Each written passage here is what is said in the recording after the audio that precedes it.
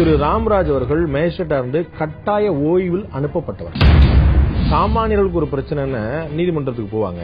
நீங்க என்ன சொல்றீங்கன்னா நீதித்துறை ஒரு மேஜிஸ்ட்ரேட்டா இருந்தவருக்கே அநீதி இழைச்சிருக்குன்னு சொல்றீங்க. கடுமையான நீதி இழைச்சிருக்கு. நீதிமன்றத்துல நீதி தேடி போக கூடாது, ஜாதி தேடி தான் போகணும். ஜாதி தேடி போகாதுங்க. நீதி உங்களுக்கு பணபலம் இருந்துச்சுன்னா நீங்க உங்களுக்கு வெற்றி கிடைக்கும். ராம்குமார் ராம்குமார் மன அழுத்தத்தில் இருக்கிறார் அப்படிங்கறத பதிவு பண்ணிருக்காரு. நீ அங்க போய் பார்த்து வாகனத்துக்காக பேசுறாரு அந்த நீதிபதி. காசு வாங்கிட்டு பேசுறாரு.